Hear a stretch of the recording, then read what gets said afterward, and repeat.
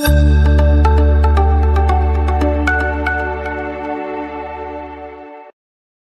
everyone, welcome back. It's time for another deep dive, and today we're tackling a topic a lot of you have been asking about: women's mental health awareness. We're using the insightful Be Aware Empowering Women's Health publication as our guide, and honestly, it's pretty incredible how many women face mental health struggles every day, often silently. So we really want to unpack this and hopefully help break the stigma around it, empower women to prioritize their well-being. Yeah, I think that's a really important point. Awareness really is that crucial first step. For sure. So let's jump right in. The source highlights the importance of early recognition. What are some of those initial signs we should be looking out for? Well, some of the common ones, things like persistent sadness, mood swings, fatigue, changes in sleep patterns, and withdrawing from social activities. But here's where it gets really interesting. Research shows that women, because of hormonal fluctuations and societal expectations, they might experience some of these things more frequently or even more intensely than men do. For example, fatigue in women can often be linked to the pressure of juggling multiple roles, leading to burnout. That's a fascinating point. So it's not just about recognizing the symptom itself, right? It's understanding the potential root causes, especially those that are kind of unique to women's experiences. Exactly. And that's where awareness is so important. Yeah. It's not about self-diagnosing, but it's about understanding that broader context and knowing when to reach out for professional help. Okay, so let's say we've noticed some of these signs, maybe in ourselves or someone we care about. What are some practical things we can do to improve our mental well-being? I'm actually really curious about what the source says about mindfulness. Mindfulness is a really powerful tool. It's essentially about training your mind to be present, which you can do through different things like meditation or even focused breathing exercises. What's really fascinating is that studies have shown that practicing mindfulness regularly can actually lead to physical changes in the brain, particularly in the areas that are connected to stress and emotional regulation. I've tried meditation before, but I always struggle to quiet my mind. Does the source suggest any other ways to kind of work mindfulness into our daily lives if that traditional meditation isn't really clicking? Yeah, that's a great question. And it's something a lot of people experience. The source actually emphasizes that it's all about finding what works best for you. So if meditation isn't really your thing, try focusing on your senses during your everyday activities.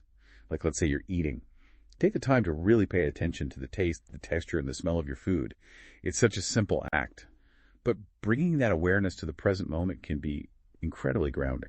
That's a great tip, especially for someone like me who's always on the go. The source also mentions staying active and eating well, which seem pretty straightforward. But how do those things actually connect to our mental health? You're right. Those tips might seem basic, but they're fundamental for a reason. Exercise, for example. It releases endorphins, which are basically natural mood boosters. And it doesn't even have to be intense workouts. Even a brisk walk can make a difference. Then when it comes to nutrition, a balanced diet gives your brain the nutrients it needs to function properly. This makes me realize how interconnected our physical and mental health really are. It's not just about one or the other. It's about recognizing that they work in tandem. Exactly. It's about a holistic approach to well-being. But even though these lifestyle changes can be incredibly effective, sometimes we need a little extra support. And that's where professional help comes in. The source points out how mental health care has evolved so much. There are so many more options. Right. It talks about things like CBT and holistic therapies like art therapy, which sounds particularly interesting.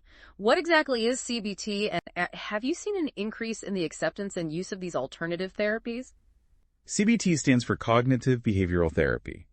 It's a type of therapy that helps people learn to identify and change negative thought patterns that are contributing to their mental health challenges. And yeah, absolutely. There's definitely been a growing acceptance of those holistic approaches, like art therapy, especially for women.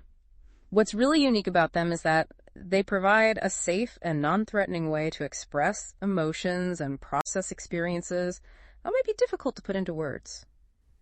That makes a lot of sense. Yeah. It's about finding a therapeutic approach that speaks to you and gives you the tools you need to really manage your mental health journey. Finding that right fit is key. For sure. It's amazing how many different approaches there are these days. I remember when the options were so much more limited. But we've talked about the signs and some practical steps and professional options. But I think it's so important to acknowledge the emotional side of this whole thing, too. The source mentions feelings of shame or inadequacy that can come along with mental health challenges. And that really hit home for me. Yeah. You're absolutely right. The emotional toll can be really significant. And, those feelings of shame and inadequacy, They're unfortunately pretty common. The stigma that still exists around mental health, especially for women, it can make it so hard to open up and ask for help. There's this pressure to appear strong and have it all It's like together. society expects women to juggle everything. Yeah. Work, family, relationships without ever showing any vulnerability. Exactly. And that's just not realistic. We all have our limits. And recognizing those limits, those moments of vulnerability, it's not a weakness. It's actually a sign of self-awareness. So if we are feeling those emotions, the shame, the inadequacy, the pressure, what can we do? How do we navigate that emotional landscape? Well, the source really stresses the importance of building a strong support system. Talking to trusted friends or family members can be incredibly validating. It gives you a space to share your experiences without judgment and just receive that emotional support that you need. But sometimes it's hard to even know where to start. Like, what do you say? How do you bring it up? I get it.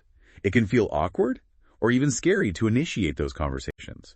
Sometimes simply saying, "Hey, I've been feeling a bit overwhelmed lately, and I wanted to talk to someone about it." That can be enough to open the door. Remember, vulnerability is a strength, and allowing yourself to be seen, to be supported, that's a really powerful act of self-care. That's really helpful advice.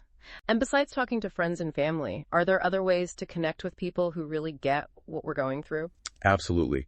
Joining support groups can be so beneficial. It's a space where you can connect with others who have had similar experiences, share coping mechanisms, and just feel a sense of community. Yeah. Knowing that you're not alone in your struggles, that can be incredibly empowering. Support groups can really be game changers for some people. It's about fostering that sense of belonging and understanding.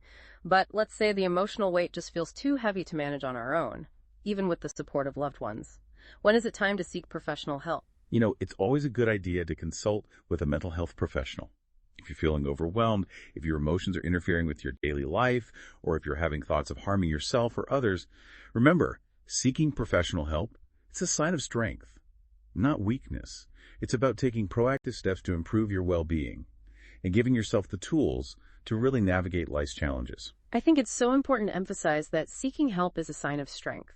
It shows that you're prioritizing your mental health, and there's absolutely no shame in that. In fact, it's something to be admired. I completely agree. It takes courage to reach out and ask for help, and it's such a crucial step towards healing and growth. This deep dive has really highlighted how multifaceted mental health is. It's not just about symptoms or diagnoses. It's about understanding the emotions, the social pressures, the individual experiences, and it's about creating a space for those open and honest conversations, challenging the stigmas, and really empowering women to put their well-being first. Well said. It's a holistic journey that requires self-awareness, compassion, and a willingness to seek support when you need it. And it's a journey worth taking. This actually brings us to that really empowering message at the core of our source material. It's time to thrive, not just survive. I love that. It's a call to action, a reminder that we deserve to live full and meaningful lives, mentally and physically. It is a call to action, Yeah. And it so perfectly captures the essence of what we've been talking about. Thriving requires us to break the silence, to challenge those expectations, and embrace vulnerability as a source of strength. It's about recognizing that mental health is just as important as physical health, and it deserves our attention and care. Absolutely. It's time to move beyond simply surviving and embrace the possibility of thriving, living a life filled with joy, purpose, and well-being. And one of the most powerful takeaways from this whole deep dive is that we don't have to do this alone. There are resources, support systems, and professional guidance available to help us along the way. That's right. There's a whole community ready to embrace and support you. So as we wrap up this part of our deep dive, let's take a moment to acknowledge the incredible strength and resilience of women everywhere. To all the women listening, remember, you are not alone. Your experiences are valid, your emotions are real, and your mental health matters. It's time to put yourself first. Seek support when you need it, and embrace the journey toward thriving. Beautifully said. And remember, that first step is often the hardest, but it's also the most empowering. Reaching out for help, whether it's to a friend, a family member, or a mental health professional, it's a sign of courage and self-love.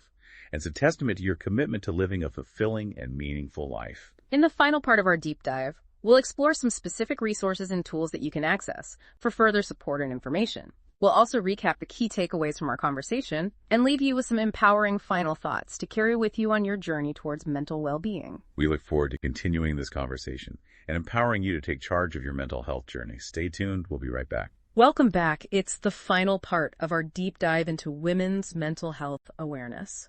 Wow. I don't know about you, but I feel like we've really unpacked a lot today. We really have. It's been such a great conversation.